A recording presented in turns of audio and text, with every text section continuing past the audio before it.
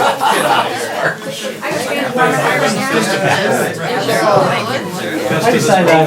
you all for coming tonight. I'd like to introduce our host, Hyslop. Hi, welcome. Well, you're enjoying our central heat. This is it. It's lovely. And glad to do this. We did this a few years ago, well, probably 7 or 8 years ago, and off and on, we've always brought historical people into, because this is a historical spot. And just to give you a little rundown, this is my cousin Tim Prescott. He's actually bears the Prescott name. Okay. All right. Hey.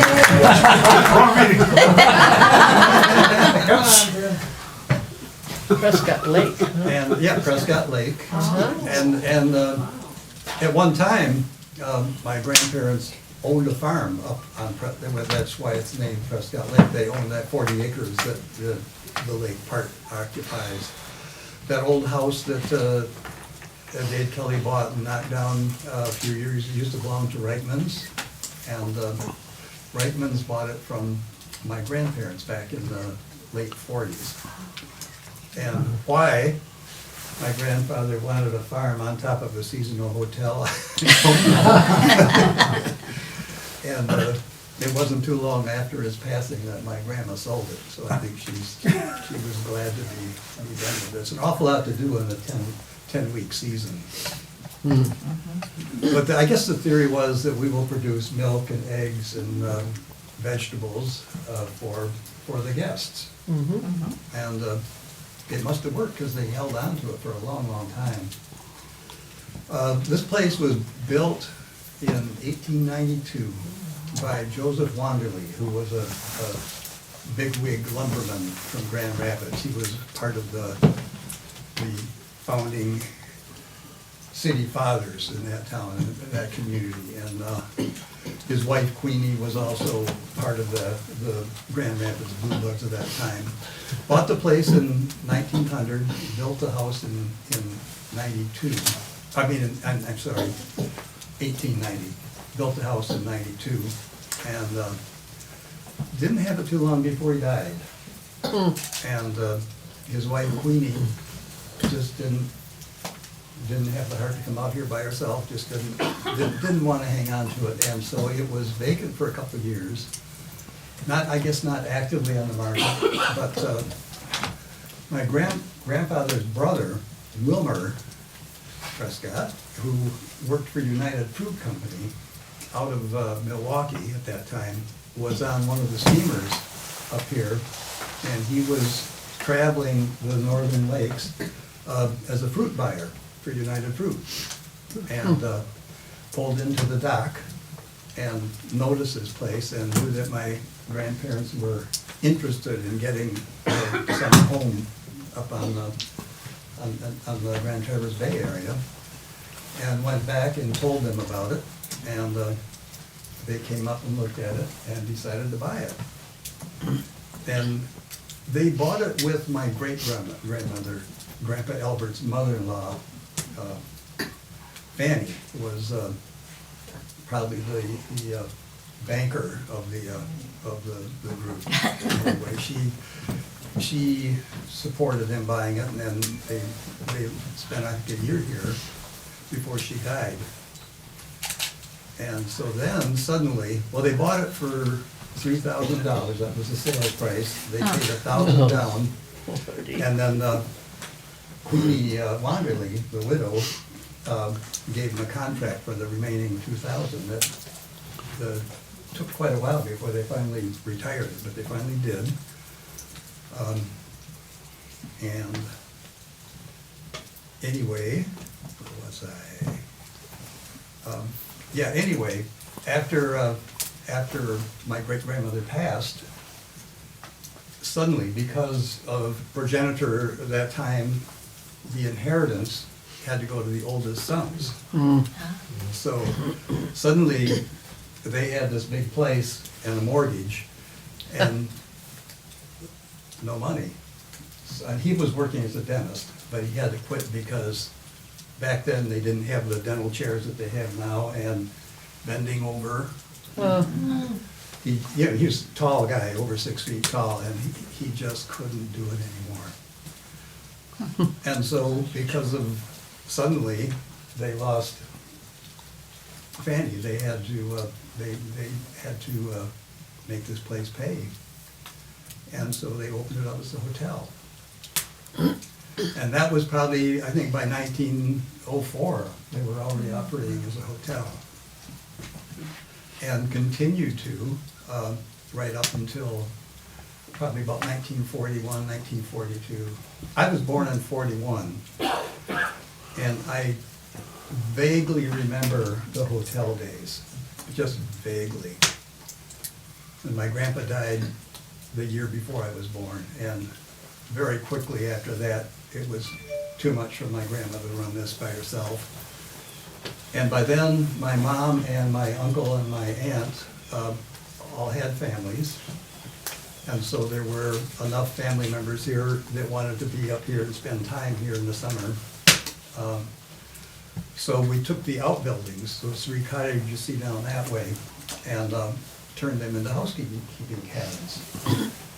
And one of them was already there because my grandparents lived there when they couldn't, in the wintertime when they couldn't be in here because there's no way to heat this place. And then there was a carriage house, which is the first one you see. And then the other one was just extra bedrooms. It was basically a sleeping dormitory. It had just a hall down the middle and then 4 bedrooms. And then the guests would come over here for breakfast and dinner. And there was another one just like it, that when I was probably a toddler, I think we sold and got rid of. And that house now was moved. I remember they moved it. It was a big deal because I was awestruck with these big trucks and everything, with machinery. And my mom tried to keep me away, but she wasn't successful. Anyway, they moved in it. It's over off of West Bay. If you take Swaney Road, go down the hill towards Mission Acres and Illini Orchards, there's a little farmhouse on the north side, just a little 2-story house, and that was the 3rd cottage. And I only learned that maybe 15 years ago. So that was really interesting. I didn't know that. Stick around. The things I learned when I'm here at the most. Well, there's so many of us, and we all have different memories of the experiences. And when we get together, this always happens. I didn't know that. You remember that story? You remember? I love it. It's pretty neat. And so we gradually flesh out what we think we know, and everybody has a little embellishment that they add to it. So anyway, we became this became the main family compound, and we filled it with my cousins and my aunts and uncles. The family pretty much used this place, but then we rented out the cabins, and that's how we were been able to sustain this place since the early 1940s with the weekly rent. We have plenty of beach, a nice waterfront, so it's, even though the cabins are, I could say funky, primitive. I mean, they've got hot water, and the toilets work, and they've got stoves and refrigerators, but they're rustic. And people like them that way. I mean, each one is different. They've got thrift store furniture in them, and it's just been it's been the one thing that's allowed us to hang on to this place. Bill, if I could just interject. Yeah, jump in. This is a really good time to break in. You talked about being awed by the house being moved. I was always awed by you and Mort and Bill and everybody else who was always keeping this place mechanically sound. That was always, so in this family, we've got about 100 of us now. And there are a few scattered about that have really good mechanical skills like Bill, like Mort, and they really have kept this place mechanically sound. And then there are the financial whizzes who have figured out how to keep us solvent and keep this place operating.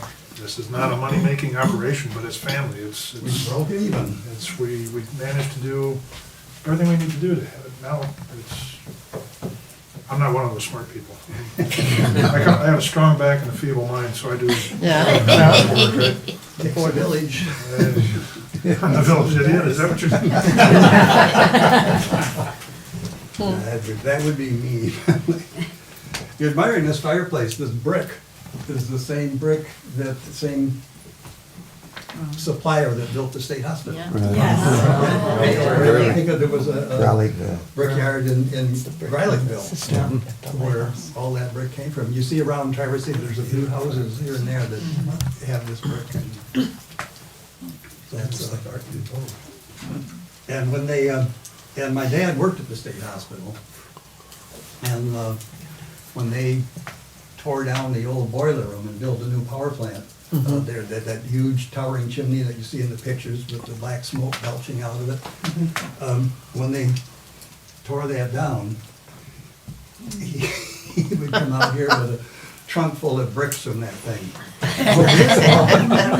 And we had brick paths. That is your dad. Yeah. Herringbone brick paths just winding all over the place. And Yeah. and now that, it turns out that brick doesn't survive in the ground. I mean, the frost and freeze and thaw, made them all crumble, but for a long time, we had all those. So this kind of brings us to where we are now. Like Tim says, almost everything, the work that we've done, we've always done ourselves. I think we hired an outfit to put in the new septic mounds, and we hired an outfit to put the new roofs on the cottages. That was just recently, but otherwise, it's pretty much, we do our own work. And I describe the wiring and the plumbing as 4 generations of amateur trade. And it can be pretty cobbled, but it continues to work. And of course, the result, it's like a battleship or the Mackinac Bridge, there's always painting to be done. My brother and I, for years, would crawl under when we were younger with jacks and level the floor so the doors would close. And otherwise, we'd plane off part of the doors if we couldn't.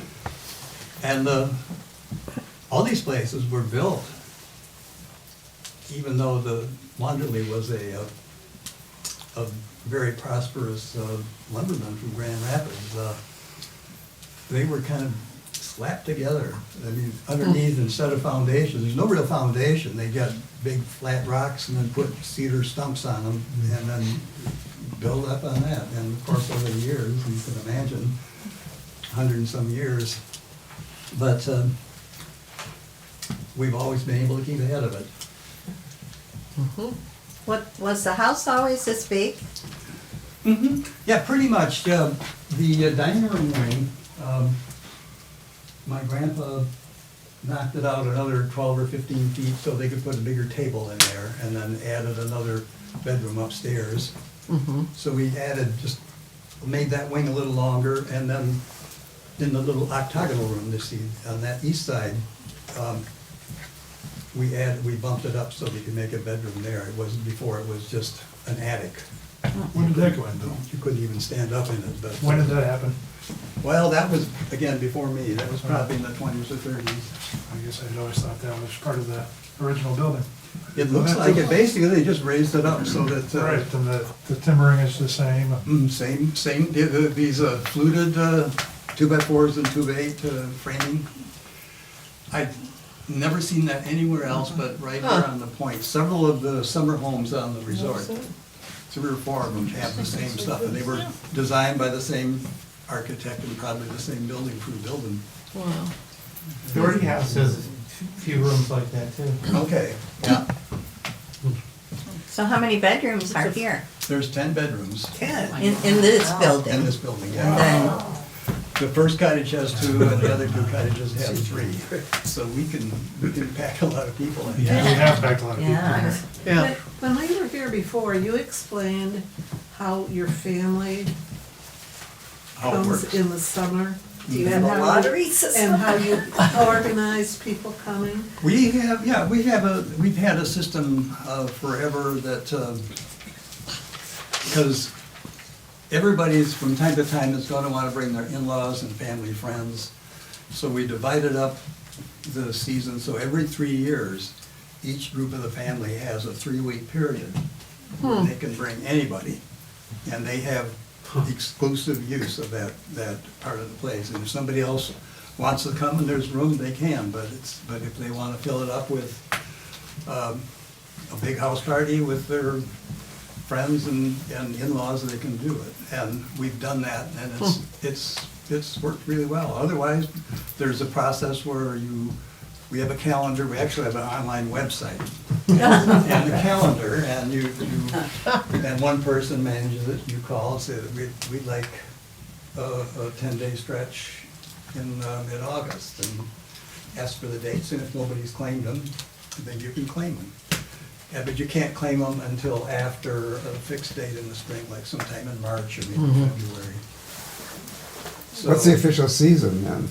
Well, we call it the prime time season goes from the last week in June till Labor Day. Then after that, before that is the shoulder season, and there's never been any competition for, basically you just come or else request time, but there's never been a problem.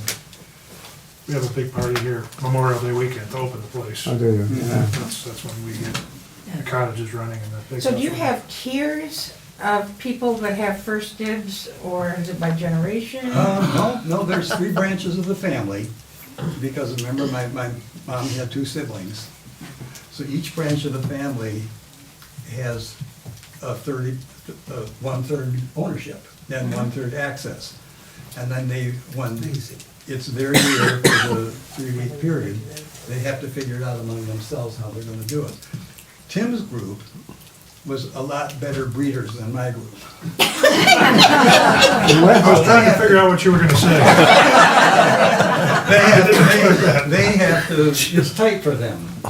I have 3 siblings, so there's just 4 of us. So it's, for my family, it's not a problem. Plus, I have my own place over on Woodland Road. So I rarely spend a night down here. I'm down here all the time otherwise. And then my siblings have a place that was my parents' old place through the woods there. So the Hyslops don't really put that much pressure on the place as some of the other families do. But we've got family from the East Coast, lots of family from the West Coast. And although everybody has certain times they come, we try to overlap because we want to make sure that we know each other and maintain the relationships, which is really important. And we've been able to do that. But there's kind of it's what you call like an LLC, or it's incorporated as a nonprofit family business, and there's 3 trustees, one from each branch of the family, and we have annual meetings, and so we've got kind of a process, we've got a structure.